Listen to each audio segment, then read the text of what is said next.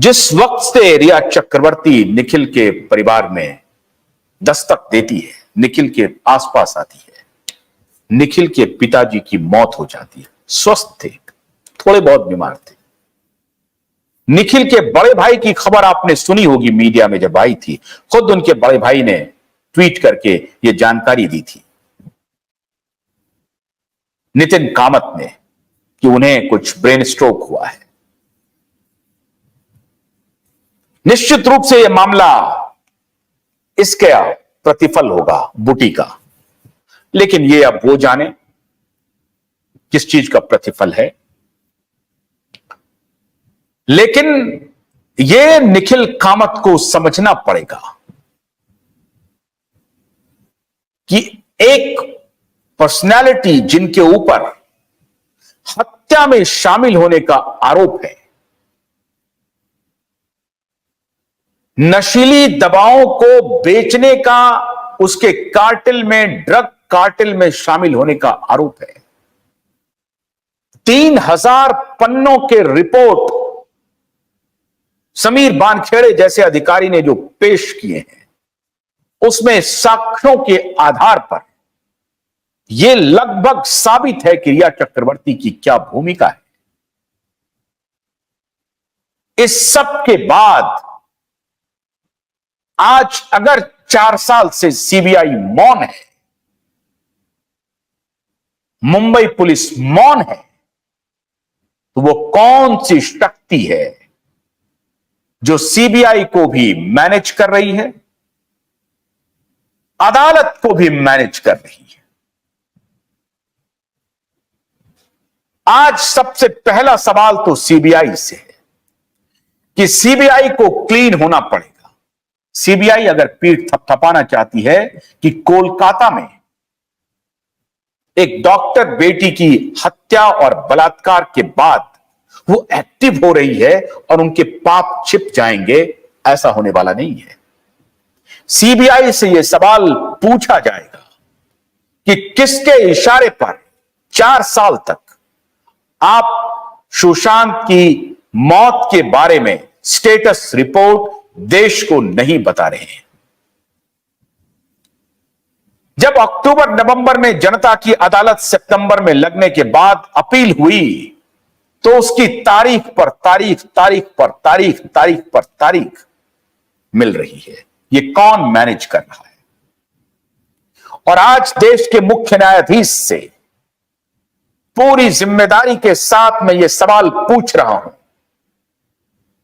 कि आपको क्लीन होकर के बताना पड़ेगा कि क्या आप किसी व्यवसायी के इन्फ्लुएंस में काम कर रहे हैं? क्या इस देश का प्रधानमंत्री सेक्रेटेरिएट इन मुद्दों को दबाने में लगा हुआ है? क्या इस देश का सर्वोच्च न्यायालय सुशांत और दिशा की मौत को एक पहेली बना करके रखते रहना चाहता है?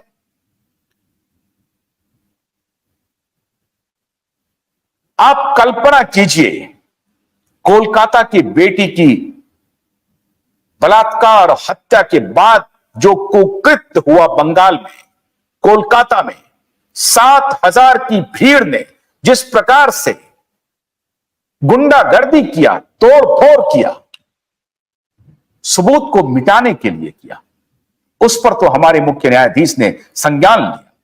सराहना करनी चाहिए, तारीफ करनी चाहिए आपकी। आप न्याय प्रियता की मिसाल बने इस केस में। लेकिन मेरे न्याय के मंदिर के सबसे बड़े पुजारी, आप जगह ब जगह जाकर के कहते हैं कि हमारे हाथों में न्याय का ध्वज है। उस न्याय के ध्वज की कसम है आपको।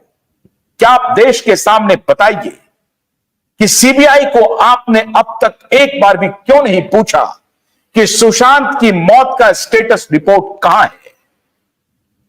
आपने क्यों नहीं सरकार को तलब किया? आपने क्यों नहीं प्रधानमंत्री और गृह मंत्री को सम्मन भेजा, मंत्रालय को सम्मन भेजा कि साहब ये रिपोर्ट कहां है, कौन देख रहा है? आपने क्यों नहीं सुओ मोटो लिया मुंबई पुलिस ने जब मेशअप किया दिशा सालियान की मौत की पहेली को, तो आपने सो मोटो क्यों नहीं लिया हमारे आदरणीय मुख्य न्यायाधीश चंद्रचूड़ साहब? आज पूरा देश ये जानना चाहता है कौन है जो ये सब मैनेज कर रहा है, किसके इशारे पर हो रहा है, कैसे प्रधानमंत्री से मिलने के लिए डीओ मौर्या पहुंच जाते हैं दिसंबर 23, 25 दिसंबर को, कैसे दिसंबर 2022 में एसआईटी के गठन होने के बाद, दिसंबर 2023 में, एक साल के बाद एसआईटी के टीम की घोषणा, और फिर तब से लेकर अगस्त तक कुछ नहीं, पर्देदारी। कौन है जो मैनेज कर रहा है? वो कौन है? इतनी बड़ी शक्ति कौन है? क्या बिल गेट्स है? क्या मिलिंडा गेट्स है? क्या अजीम प्रेम जी है? क्या नंदन नीलकेनी है? या निखिल कामत है, जिन्होंने करोड़ों रुपए प्रधानमंत्री को डोनेशन दिया पीएम केयर फंड में? खबर है अब आप पीएम केयर फंड में आरटीआई लगा नहीं सकते, तो आपको पता नहीं चलेगा किसने कितना पैसा दिया। अब ये प्रधानमंत्री या ट्रस्टी के ऊपर निर्भर करेगा कि नहीं, अगर हमसे सवाल पूछा जा रहा है तो हम ये जवाब दे देते। पारदर्शिता को इन्होंने उठा करके प्रशांत सागर में डुबो दिया।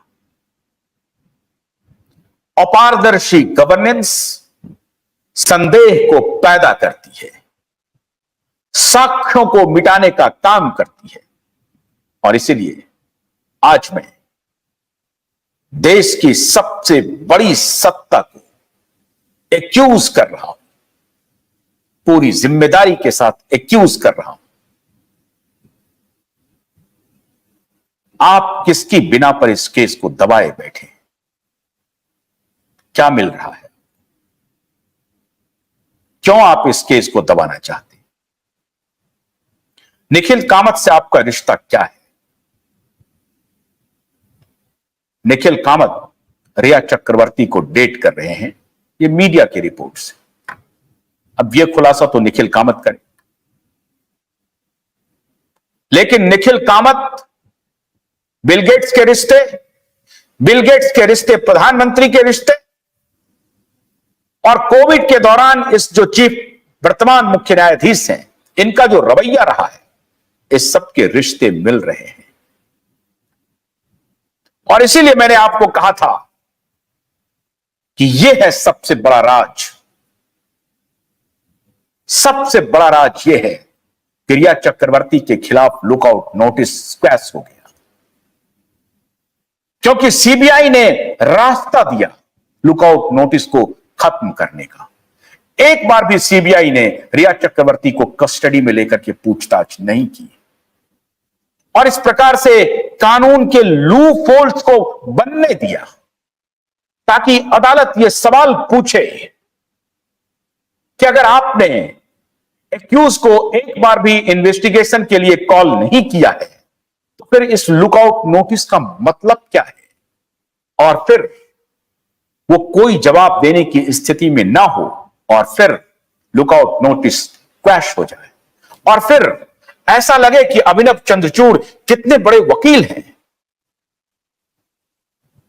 इसमें कौन सा तर्क है? आप बताइए। 8वीं क्लास का बच्चा आपको यह तर्क दे देगा कि अगर सीबीआई किसी एक्यूज को 4 साल तक, 3 साल तक नहीं बुलाती है पूछने के लिए, तो उस एक्यूज का यह फंडामेंटल राइट हो जाता है कि अगर आप मुझे बाहर घूमने से, हम विदेश जाने से आप हमको रोके हुए हैं, क्यों रोके हुए हैं? यह मेरा फंडामेंटल राइट, मैं जाऊंगा, चाहे मैं हत्यारा ही क्यों ना हो, कसाब ही क्यों ना हो, यह उसका फंडामेंटल राइट है। रूल ऑफ लॉ, कानून का राज यह कहता है। तो कानून का राज बनाने के लिए रास्ता दिया सीबीआई ने। अब सीबीआई उसकी जांच कर रही है। जिनको बहुत सारी चीजों की जानकारी है, जो बहुत सारे राज खोल सकती है, उसको सीबीआई गिरफ्तारी नहीं कर रही है।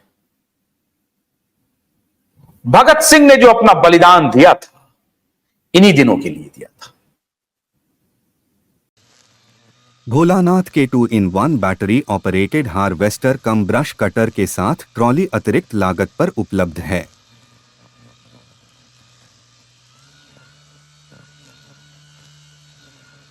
अधिक जानकारी के लिए कृपया दिए गए नंबर पर कॉल करें।